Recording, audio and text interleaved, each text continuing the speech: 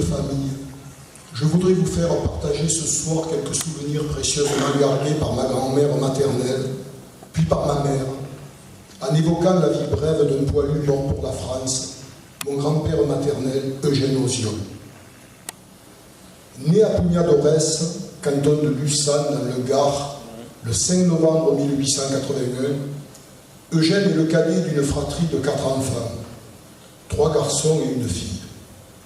Ses parents sont de pauvres gens, employés agricoles dans la grande propriété d'un dénommé Juvenel, notable local qui sera longtemps maire de sa commune. Comme c'était souvent le cas alors, Eugène deviendra à son tour ouvrier agricole à l'âge de 14 ans. Il sera désormais connu sous le nom de Léopold, bien qu'aucun acte d'état civil ne permette de comprendre ce changement d'appellation. Comme beaucoup, il louera ses bras ici et là pour apporter au foyer un complément financier indispensable. C'est ainsi qu'on le retrouve à Fourques, travaillant à la taille des vignes et au vendage. C'est aussi dans les champs et les vignes que Marie Salin, née à Fourques le 26 octobre 1888, travaillait depuis l'âge de 16 ans. On les maria le 6 février 1908 à Fourques et une petite Madeleine, ma mère, naquit de leur union le 27 décembre suivant. Comme pour des milliers de braves gens, la vie de famille aurait pu suivre son cours avec ses hauts et ses bas, ses joies et ses peines. Mais le 31 juillet 1914, dans l'après-midi, le télégramme officiel décrétant la mobilisation générale des armées est communiqué à toute la France. L'Allemagne nous a déclaré la guerre. Eugène, âgé de 33 ans, reçoit l'ordre de se rendre à la caserne Gouvion-Saint-Cyr de Toulon, où le 8e régiment d'infanterie coloniale reçoit les réservistes jusqu'au 8 août. En temps de paix, ce régiment était essentiellement composé de soldats coloniaux. En temps de guerre, les effectifs sont multipliés par 2 et ce sont surtout les hommes venus d'Ardèche, d'Aveyron et du Tarn, des Languedociens, des Provençaux et des Corses qui complètent le régiment. Le 9 août au matin, 61 officiers, 171 sous-officiers, 3043 caporaux et soldats, 136 chevaux et 47 mulets embarquent sous les acclamations de la foule. Après un trajet de 2 jours sans incident, dans la nuit du 11 au 12 août, mon grand-père débarque à Mussy dans la Marne. Du 12 août au 5 septembre, le régiment se déplace entre Meuse et Argonne avant de rejoindre la Belgique. Extrait du journal du régiment. Au cours de ces étapes longues et pénibles où tous, jeunes et réservistes, ont fait preuve d'une réelle endurance et d'une excellente humeur, un seul fait important est à signaler. Le 18 août, vers 13h30, le premier avion allemand survole le cantonnement de Stenay. Quelques feux là sont tirés sur lui. Le 22 août, à 5 heures, le régiment franchit la frontière belge et s'installe à Pau, en cantonnement d'Alerte.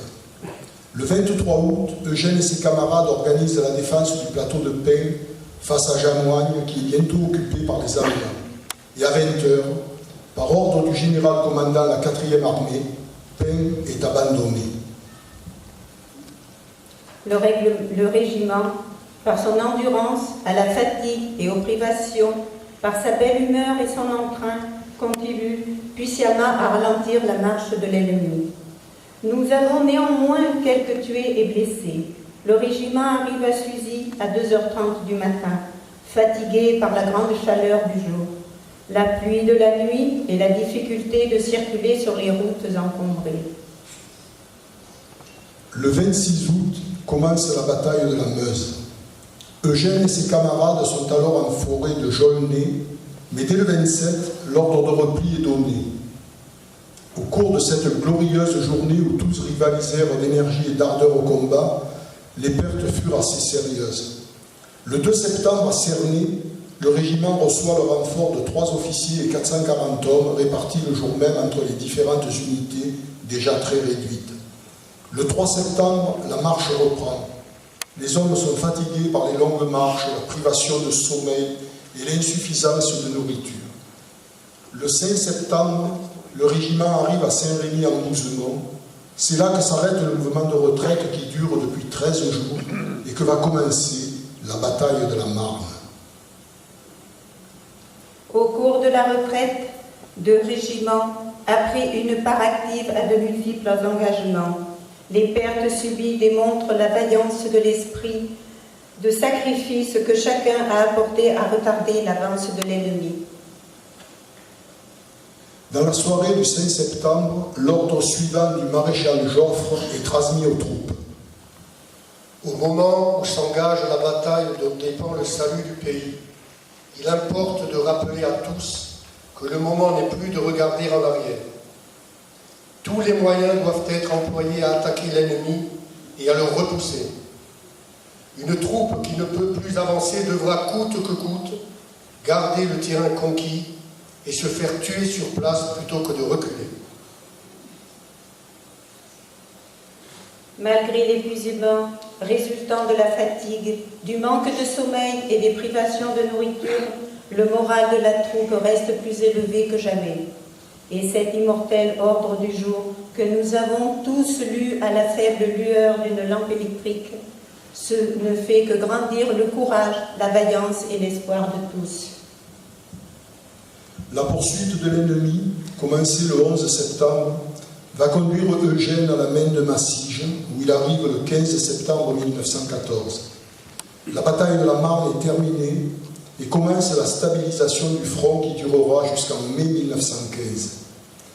Dès leur arrivée, Eugène et ses camarades travaillent à organiser méthodiquement la position, à fortifier les réseaux de défense, à aménager les abris, à préparer des mines et des contre-mines. Cette organisation se poursuit jusqu'au 28 décembre. C'est au cours de cette période de relative accalmie que ma grand-mère reçoit la lettre suivante. Les tranchées de Massige, le 30 novembre 1914. Chère Marie, j'ai reçu ta lettre du 22 au 24 à l'instant, qui me fait plaisir de savoir de vos nouvelles qui sont bonnes. Moi aussi pour le moment. Tu me parles de 2 colis, mais je n'ai encore rien reçu à ce jour. Tu me dis aussi que tu veux m'envoyer un passe-montagne, mais si ton paquet n'a pas parti, ce n'est pas la peine car j'en ai un. Ça fait plusieurs fois que je vous écris que je n'ai besoin de rien sauf d'urgent. J'en ai de reste et, comme au linge, j'en ai assez. Ce sont des frais. Ce plaisir, ce serait des chaussettes et même, j'en ai encore. Donc, ne vous faites pas de mauvais sang. Pour me vêtir, j'ai ce qu'il faut, ainsi que de l'argent. Quand j'aurai besoin de quelque chose, je te le demanderai. Tu me dis que Madeleine, quand elle reçoit mes lettres, elle les embrasse. Mais son papa aussi l'embrasse souvent, et cela lui dit de l'embrasser sur les joues. Mais quand sera ce beau jour? Je crois que ce sera long, et que beaucoup n'auront pas ce bonheur d'aller chez les siens. Tu me dis que tu as reçu des nouvelles de Marius. Moi j'ai des nouvelles de Pugnadores, et puis il y a Armand, qui lui a fait savoir que de temps en temps nous nous voyons. Tu me demandes si nous avons des tirailleurs, mais nous n'en avons pas. La cavalerie, c'est des chasseurs d'Afrique. Sur le front que nous défendons, ce n'est que des coloniaux. Voilà 2 mois que nous sommes au même endroit. Nous faisons des tranchées et eux en font aussi. De sorte qu'à certains endroits, nous sommes à 60 mètres. Donc on peut se parler. Mais il faut se méfier que quand il y en a qui font l'imprudence de sortir et tâchent de nous le tuer, mais si nous continuons à avancer, dans 8 jours, nous allons nous donner la main. Donc, un de ces jours, nous croyons savoir quelque chose. Tu me dis que Arlac a été blessé. Ce sont les plus heureux qui vont coucher dedans et ne risquent pas d'être tués, tandis que ceux qui retourneront sans rien seront rares. Rien de plus à te dire pour le moment que de vous embrasser tous du fond de mon cœur. Tu donneras le bonjour à tante et à l'oncle, une grosse caresse à Madeleine, de son papa qui se languit de la voir. Ton époux qui t'embrasse, Osiol. Le 28 décembre, l'armée française attaque en vue de déloger l'ennemi de ses positions dominantes. Si cette journée fut pénible en raison des pertes subies, elle fut aussi très glorieuse pour le régiment, dont les hommes firent preuve d'une bravoure et d'un héroïsme au-dessus de toute éloge. Relevé le même soir, le régiment va cantonner à Courtemont pendant 15 jours, puis reprend sa place dans les tranchées. Après avoir subi une violente contre-attaque allemande du 3 au 12 février 1915, le régiment quitte Massy le 24. On retrouve le 8e régiment d'infanterie coloniale à Châlons-en-Champagne, à Amiens, près d'Arras, à Vertus. Puis le 23 juillet, il retourne à Somme-Tourbe en Champagne. Du 23 juillet au 7 août, il participe à l'équipement du front de Minocourt, puis du 8 août au 24 septembre à celui de Massy, qu'il avait quitté en février. Le 21 septembre au soir, l'attaque est notifiée aux hommes. Ce sera pour le 25 septembre au petit matin. Eugène écrit alors à Marie. Le 24 septembre 1915. Ma chère Marie, j'ai reçu ta lettre du 14 qui m'a fait plaisir de vous savoir en bonne santé. Moi aussi pour le moment. Comme je t'ai dit que tu resteras quelques jours sans rien recevoir, car demain nous prenons l'offensive. Je n'aurais pas voulu te le dire, mais pourtant, je veux que tu ignores rien. C'est sûrement un sacrifice que la France fait, mais pourtant, puisqu'il le faut, c'est pour te rassurer que si tu restes quelques jours sans rien recevoir, ne t'en fais pas, car dès que je pourrai te donner de mes nouvelles, je le ferai, comme toujours, par une carte, si je peux t'en dire long. Si par hasard m'arrive quelque chose, mes camarades te le feront parvenir, comme c'est convenu, comme je ferai de mon côté pour eux. Ce soir, je tâcherai moyen de voir le petit Bouvier, que lui aussi sera à côté de moi. Enfin, le matin, avant de partir, j'aurai le bonheur d'embrasser ta photographie et celle de ma petite que je porte sur moi, car ça me semblera vous embrasser à la maison. Mais pourtant, il faut avoir confiance que je puisse un jour venir vous embrasser à la maison. Quand je pense à ceux qui échapperont à cet ouragan, la guerre se décidera d'un côté ou de l'autre. Quand même. Pour passer un hiver éloigné de nos familles, couchés dehors, hélas, nous en avons assez de cette vie, car être privé de ce que l'on vit, que pour eux, c'est pénible. Enfin, je ne te dis pas plus long pour aujourd'hui, que de vous embrasser tous du fond de mon cœur. Ton époux qui t'aime plus que jamais, aux yeux. Ma chère petite fille, je ne peux pas laisser partir ma lettre sans mettre un mot pour toi. Sois toujours bien sage. Écoute bien maman ainsi que ma mère. Ne le fais pas gronder. Dis bien ta leçon et sois bien obéissante. Ton papa qui t'embrasse bien fort, mais de loin, et qui t'aime, aux yeux. Je vous embrasse encore une fois tous, aux yeux.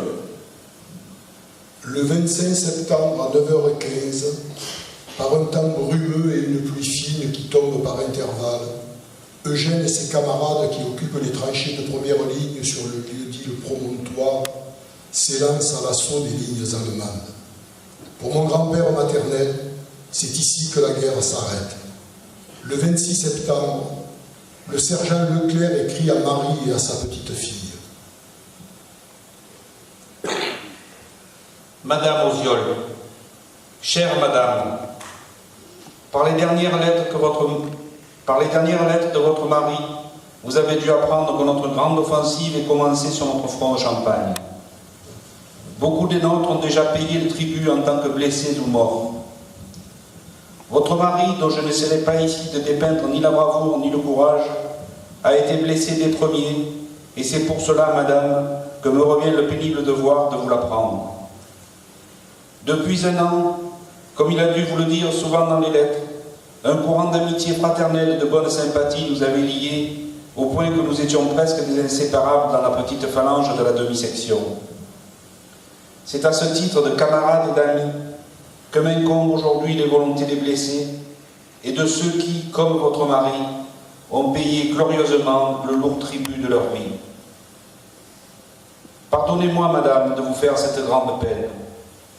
Pardonnez-moi de vous apprendre que celui qui fut aimé de tous ceux qui l'approchèrent, de tous ceux qui le connurent, est tombé là-haut, sur les hauteurs de Massy, à quelques centaines de mètres de Paris, notre cher regretté.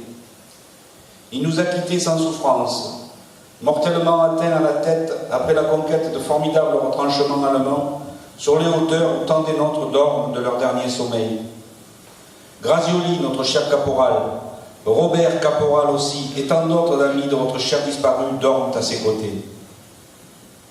Il est tombé glorieusement, au moment même où les Allemands qui étaient en face nous faisaient semblant de se rendre. Il est mort le 25 septembre à midi, sans souffrance et sans avoir prononcé une parole. Il avait, comme tous, fait ses dernières recommandations, et ce sont ces derniers soupirs que je vous envoie, ainsi qu'à la petite Madeleine qui vient de perdre son papa qu'il adorait tant. Sans vous connaître, madame, votre cher Léopold nous avait si souvent causé de vous et de votre fillette, qu'avec les photographies qu'il avait de vous, il nous semble tous vous connaître depuis longtemps. À ce titre, chère madame, et à la petite Madeleine, ceux qui furent les compagnons d'armes de votre cher regretté vous envoient leurs plus sincères condoléances. Que la grande camaraderie qui régnait entre nous et que l'émotion ressentie à le voir tomber à nos côtés vous soit, madame, une dernière consolation et apporte à votre grande douleur le baume que seuls laissent ceux qui furent aimés et admirés durant leur vie. Pendant la nuit du 25 au 26, moi et Rietor restâmes de longues heures à ses côtés, tout comme vous l'auriez fait, et en souvenir du bon camarade, du vaillant soldat tombé à son poste. Puissent, madame, mes sympathies, jointes à toutes celles de nos nombreux amis, vous apporter quelques consolations. Permettez-moi d'embrasser votre fillette et de vous présenter mes bien douloureuses sympathies et respectueux hommages. Signé Leclerc, sergent au 8e colonial, 6e compagnie, section 13. L'histoire pourrait s'arrêter ici. Mais Marie, dans son immense chagrin, a trouvé la force d'écrire une réponse au sergent Leclerc, lettre dont j'ignore évidemment la teneur exacte, mais dont on devine le contenu, car elle reçoit la réponse suivante. Le 22 octobre 1915. Chère madame, je viens de recevoir votre lettre et voudrais pouvoir tous les renseignements que vous me demandez. Pour ce qui est de l'heure, du jour et de la mort sans souffrance de votre pauvre mari, tout est bien l'exacte vérité. Il a été frappé par une balle au-dessus de l'oreille gauche au moment où il s'y attendait le moins. Les Allemands de la tranchée à côté faisaient signe de se rendre, et alors, tout confiants, nous sortions notre corps et nos têtes par-dessus la tranchée. C'est dans un moment comme celui-là que votre pauvre mari fut tué. Trop de confiance envers l'adversaire qui croyait aussi franc que lui-même l'était. Il était très brave, votre mari, et je crois qu'il n'est pas nécessaire que je vous parle de ses grandes qualités. Ragassi, un de ses camarades soldats, me dit qu'il fut très déprimé par la perte de ce cher camarade. Tous d'ailleurs avons été très affectés par cette perte, et la plus grande des preuves, c'est que la section est encore tout émue, et qu'il ne lui semble pas vrai encore que notre cher regretté n'est plus. Sa mort ne fut pas foudroyante, car il respirait encore un peu après être tombé. Il était dans le coma et n'a pas souffert du tout. Sa blessure était de celles qui ne pardonnent pas, et il est mort non seulement sans causer, mais sans remuer ni les yeux ni les lèvres. C'est le service de santé qui a dû ensevelir votre pauvre mari à la place même où il tomba, car il est impossible après les combats de porter les corps en arrière. Ils reposent nombreux sur cette partie du front appelée main de Massige.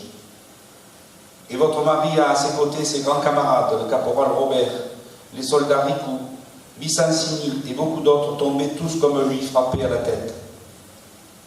Si quelqu'un de nous avait pu revenir sur les lieux du combat, nous aurions pu rendre les derniers devoirs à notre cher camarade.